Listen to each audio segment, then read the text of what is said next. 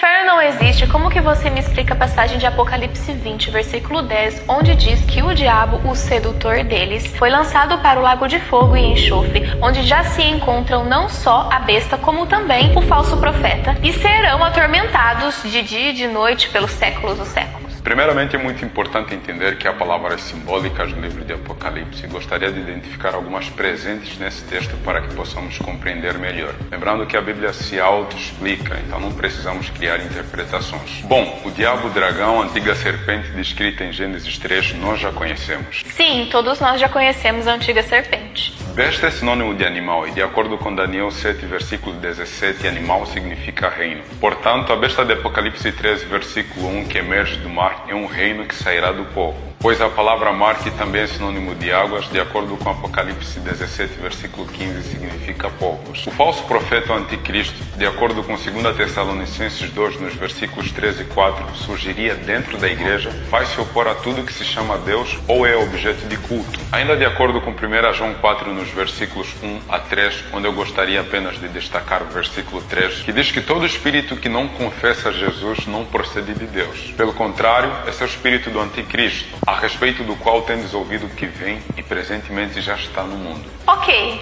entendi bastante coisa, mas isso não prova que o inferno não existe. Eu já mencionei isso antes, mas é sempre bom ressaltar. Em Apocalipse 20, versículo 14, diz que a morte e o inferno foram lançados no lago de fogo. Se o inferno fosse um local onde Deus vai punir as pessoas com fogo eternamente, esse texto não faria sentido algum. Porque o lago de fogo é para acabar com o mal de uma vez por todas. Por isso Apocalipse 21 começa dizendo: vi novo céu e nova terra, pois o primeiro céu e a primeira terra passaram e o mar já não mais existe. Então que inferno é esse que a Bíblia se refere em Apocalipse 20, 14? A Bíblia se refere à sepultura, por isso no versículo 13 de Apocalipse 20 diz que o mar deu os mortos que nele estavam, a morte e o além entregaram os mortos que neles havia. Estou começando a entender. Em Apocalipse 20 diz que Satanás será acorrentado e preso no abismo por um período de 1000 anos. Que abismo é esse? Não seria o inferno? Em Gênesis 1, no versículo 2, diz que a terra, porém, estava sem forma e vazia. Havia trevas sobre a face do abismo. Ou seja, abismo e a terra decaída, abalada pela segunda vinda de Cristo.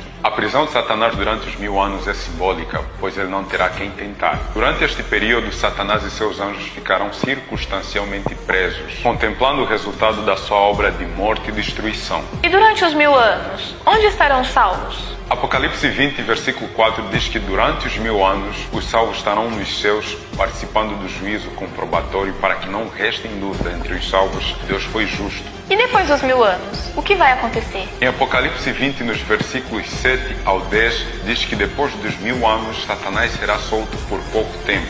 O que implica dizer que os ímpios vão ressuscitar. Exatamente. Com isso, Satanás vai ter novamente a quem tentar. Por isso, ele sairá seduzindo todas as nações para a peleja, para atacarem a cidade santa, de Apocalipse 21, 10 a 27. No final do versículo 9 de Apocalipse 20, diz que e desceu fogo do céu e os consumiu. Ponto. E o versículo 10 apenas realça o que é a destruição definitiva, ou seja, foram destruídos para sempre. Já não mais haverá espaço para o mal. Uau, que fantástico! No final do versículo 41 de Mateus 25, podemos entender que o final de Satanás e seus anjos é certo. Você hoje tem a opção de escolher andar com Cristo para viver eternamente ou ter o mesmo fim que Satanás e seus anjos. Escolhe após a vida para que vivas tu e a tua descendência. Quai, seu app de vídeos curtos.